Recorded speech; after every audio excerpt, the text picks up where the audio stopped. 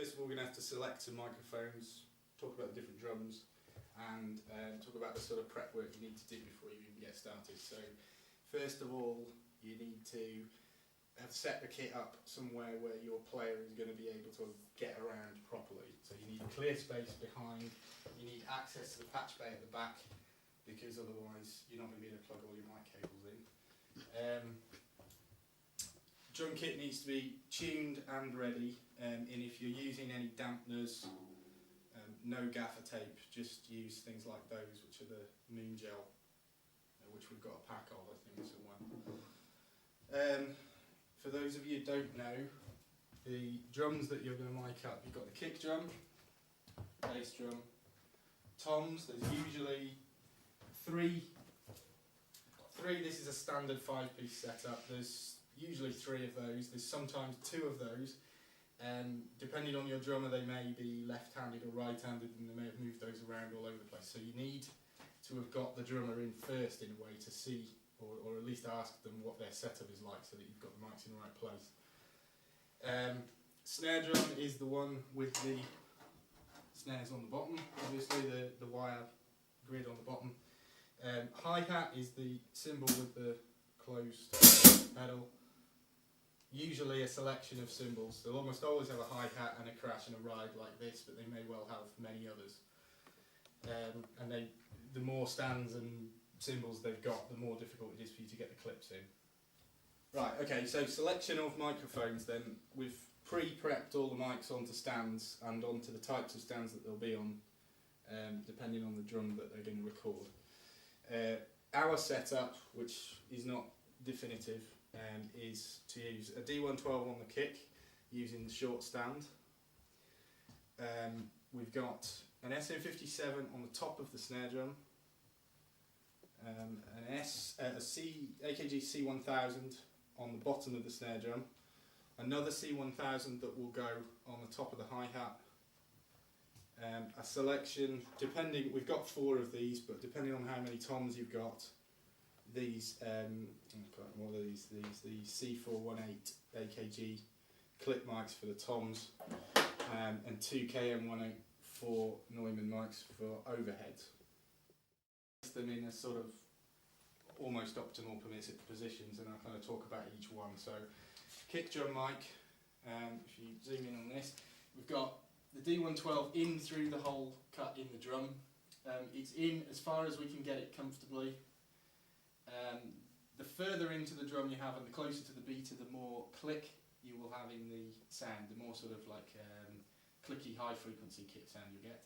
The further away and out and off axis, pointing towards the side of the drums or actually physically out of the drum, the more rounded and kind of bass tone you'll get out of that one. Nothing much else to worry about on that really.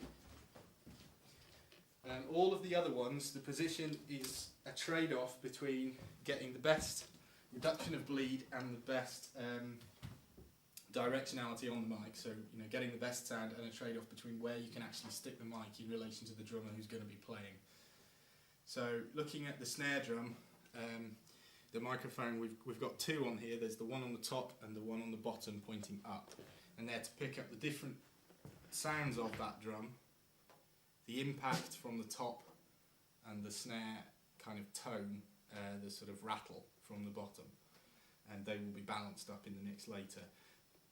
This side is probably the best place to come from, because if you move in the stand anywhere else, the drummer's arms are going to be moving about over the top of there, and you won't be able to get anything. You won't be able to get the mics in the way.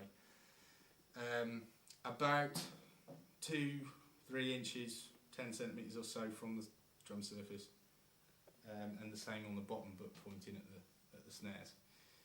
The hi-hat, this one's tricky because the microphone is very sensitive.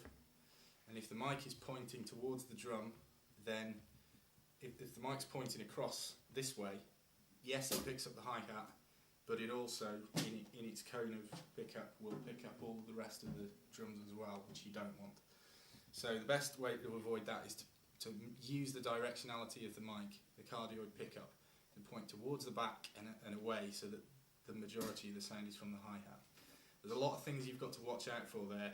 If the stand is across this way, then a drummer who plays the hi-hat with the left will hit the stand. It'll be too far in the way, and you'll need to sort of negotiate that with your drummer. Towards the back is going to be okay, but the other thing that you've got to watch out for is that the cymbal itself moves. In fact, it's the same on all the cymbals, but a bit of pressure there will cause the. Have you got that? Can you pick that up? So as the cymbal moves, it hits the mic, and so you've got to be careful to give at least a clear enough distance so that even when that happens, even if they get very aggressive, it still misses that. And the other thing to watch out for is the blast of air that comes from the pushing on the pedal, which produces a big blast of air coming out the side of the cymbal, and that will pick up on the mic as well.